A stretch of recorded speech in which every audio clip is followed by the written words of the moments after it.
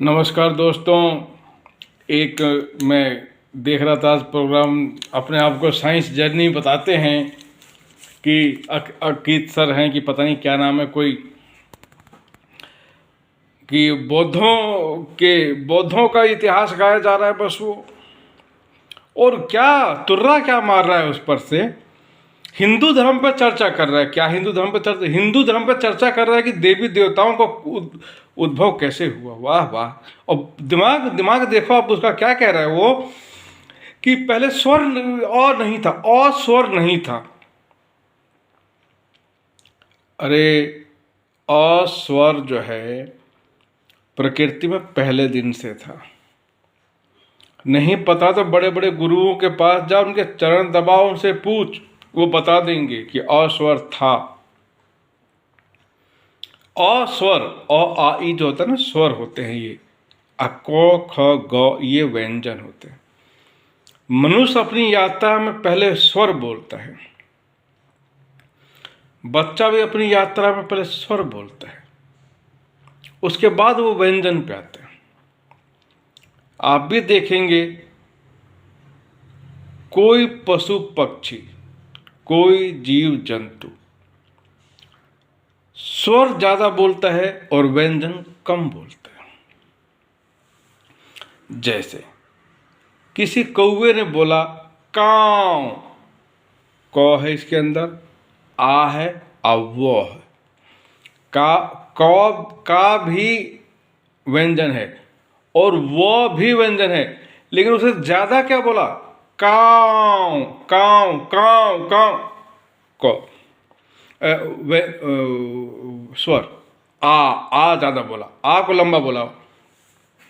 अपनी बोली में जो उसका बोली है उसमें से ज्यादा व्यंजन की जगह स्वर बोलेगा। कोयल बोलेगी कू, ऊ को लंबा बोलेगी, ऊ। तो कोई भी, जब मनुष्य अपनी यात्रा उसने शुरू की, मनुष्य ने जब अपनी यात्रा शुरू की बोलने की, तो स्वर से व्यंजन पे आया। आज भी जानवर स्वर ज्यादा बोलते हैं, व्यंजन कम बोलते हैं। और ये क्या बोल रहा है कि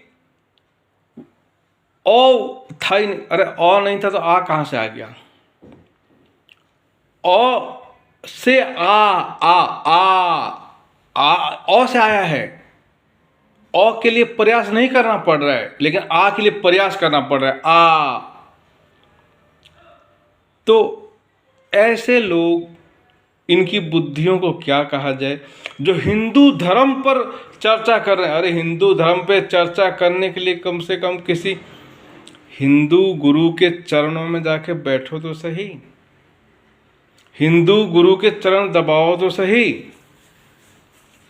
हिंदू गुरु पे चर्चा आप कर रहे हो तो हिंदू गुरु पे चर्चा कैसे होगी, ऐसे हो जाएगी कि आपने तो हिंदू गुरु के चरण दबाए नहीं। हिंदू गुरु से कैसे आप सीख लोगे हिंदू गुरु की बात। हिंदू धर्म पे आप चर्चा करने से पहले हिंदू गुरु के चरण दबाओ, हिंदू गुरु से सीखो। हिंदू धर्म, इस्लाम धर्म, सिख धर्म, ईसाई धर्म, या इनका ये क्या नाम है, ये जो यहूदियों का धर्म, इन धर्मों के धर्माचार्य होते हैं। उसमें कुछ गलत भी होंगे, कुछ सही भी होंगे, कुछ ऐसे भी होंगे जो गलत काम, आसाराम जैसे भी उसमें है जो जेल में हैं, और भी बहुत से राम रहीम जैसे उसमें होंगे जो, जिनका सब दुनिया देख रही है, जेलों में बैठे हैं। ऐसे लोग भी हैं, लेकिन उसमें ऐसे लोग भी हैं जो आज भी अपनी तपस्या में लगे हुए हैं। वो ना टीवी पर हैं, न यूट्यूब पर हैं, न किसी सोशल मीडिया पर हैं। उनको तो खोजना पड़ता है, ढूंढना पड़ता है। कहीं मिल गए तो ठीक है, भाग्य, और नहीं तो हो सकता है कि ना भी मिले। ढूंढते रहते हैं लोग, वह भी ढूंढ रहे हैं कुछ, वह भी ढूंढ रहे हैं कुछ। और हम, अगर हमें उनसे मिलना है तो उन्हें ढूंढना पड़ेगा, उनके पास जाना पड़ेगा। कोई ये नहीं कह सकता कि जी हिंदू धर्म में देवी देवता ऐसे आ गए। हिंदू धर्म में देवी देवताओं का स्थान है। हिंदू धर्म में देवी देवताओं का स्थान है, वहाँ से उनका उत्पत्ति है। और उत्पत्ति के पीछे उसका इतिहास है, उसका ज्ञान है, उसका एक रीजन है। जो वैज्ञानिक है वो वैज्ञानिक ये तो हमको बता दे रहा है कि पृथ्वी का उद्गम कब हुआ, लेकिन वो ये नहीं बता रहे कि इसका उद्देश्य क्या है। वैज्ञानिक ये बता दे रहे हैं कि मनुष्य का जन्म कब हुआ, लाइफ साइकिल कब शुरू हुई, ये मनुष्य वैज्ञानिक ये बता देगा। लेकिन वैज्ञानिक ये नहीं बता सकता कि मनुष्य का जन्म किस कार्य के लिए हुआ। भाई खाने पीने के लिए तो नहीं हुआ, खाने पीने के लिए नहीं हुआ तो फिर किस लिए हुआ? प्रश्न, ये प्रश्न यक्ष प्रश्न। और जिसने इसका जवाब ढूंढ लिया उसने बहुत कुछ ढूंढ लिया, वो धर्म में आ गया, वो धर्म से बाहर नहीं हुआ, फिर वो धर्म के अंदर आ गया। क्या आवश्यकता थी मनुष्य की? परमात्मा ने प्रकृति को बनाया ही क्यों, मनुष्य को बनाया ही क्यों? अध्यापक बच्चे को पढ़ाता ही क्यों है जब उसकी परीक्षा लेनी है?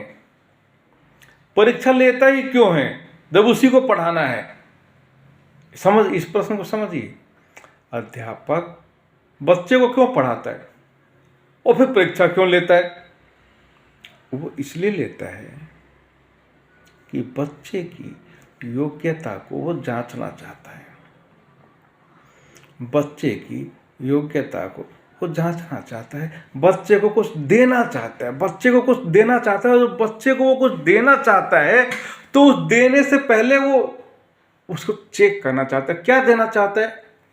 अध्यापक देना चाहता है उसको अगली क्लास, छठी का बच्चा है तो सेवन्थ का, तो एट्थ स्टैंडर्ड का, तो 9 हाई स्कूल, बीए, ग्रेजुएशन, जो भी उसको देना चाहता है, इसलिए वो उसको चेक करता है। तो परमात्मा हमें क्यों चेक कर रहा है? परमात्मा को क्या आवश्यकता पड़ेगी हमको चेक करने की? परमात्मा को आवश्यकता चेक करने की इसलिए है कि वो हमारे अंदर मनुर्भव रहना, हमें मनुष्य है, लेकिन मनुष्य का भी तो स्तर है, मनुष्य का भी तो एक लेवल है। हम किस लेवल पर हैं, किस लेवल तक पहुंचे, किस लेवल तक हम सरवाइव कर सकते हैं, यह बताना, यह दिखाना, यह चेक करना, यह तो परमात्मा का काम है।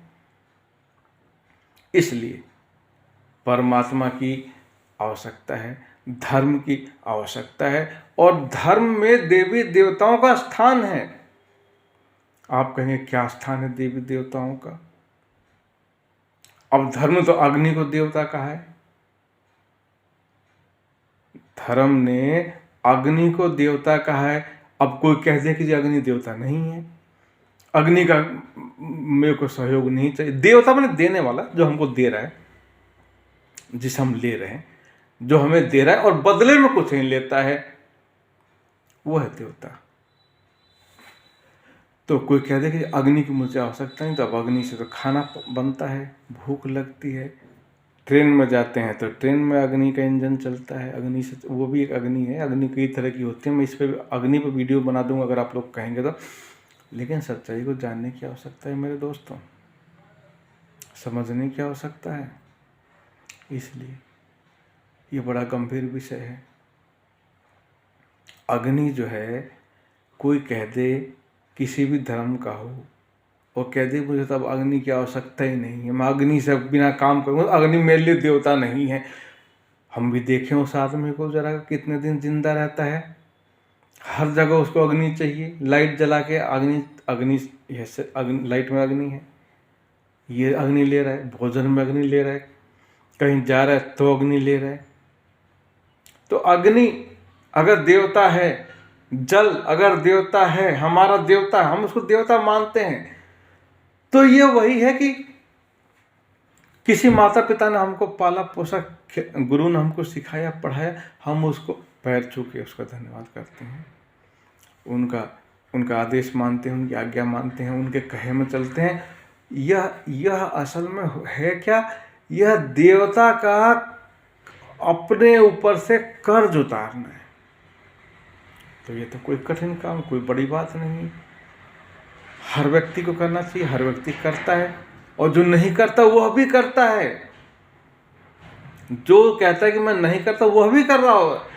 भाई माता पिता को इलाज करा रहे, सेवा कर रहे हैं, वो कर रहा है अपना कर्तव्य। हाँ, जब उसकी बुद्धि पर पाप का पर्दा पूरी तरह से ढक जाएगा, जब तक उसमें एक भी सुराख है तब तक करता रहेगा। पाप का पर्दा पूरी तरह से ढक जाएगा, अननेचुरल हो जाएगा, जब अननेचुरल, तब वो नहीं करेगा। जैसे तुलसीदास जी ने इसमें बड़ा अच्छा एक उदाहरण दिया है, वो उदाहरण सबको जानना चाहिए। तुलसीदास जी कहते हैं कि जैसे ज्वर के वेग से भूख पिता हो जाए। भूख नेचुरल है, हर आदमी कुछ ना कुछ खाता है, खाना चाहिए, फल खाता है, कोई भोजन खाता है, अनाज खाता है, मांस खाता है, सब खाते ही हैं। जीव, हर जीव खाता है कुछ ना कुछ। पेड़ पौधे भी बताते हैं कि कार्बन डाइऑक्साइड खाता है। लेकिन अगर किसी को ज्वर हो जाए, भूख हो, तो उसकी भूख क्या होती है? खत्म हो जाती है। वो खाना नहीं चाहता, ज्वर के वेग से भूख विदा हो जाती है। तो नेचुरल भूख है, ज्वर आ गया है, इसलिए नेचुरल चीज नहीं हो पा रही है, समझिए। इसी तरह से अगर कोई माता पिता की सेवा नहीं करता तो वो अननेचुरल कंडीशन में है, उसकी कंडीशन ये दूर हो जाएगी। इसीलिए कहा गया कि पाप से घृणा करो, पापी से घृणा नहीं, क्योंकि पापी तो नेचुरल कंडीशन में, वो दूर हो जाएगी, वो उसको इंप्रूव हो जाएगा। तो ये समझने की बात है, यही इन लोगों को समझने की बात है। मैं बाकी और वीडियो बना दूंगा, आप कहेंगे तो। धन्यवाद।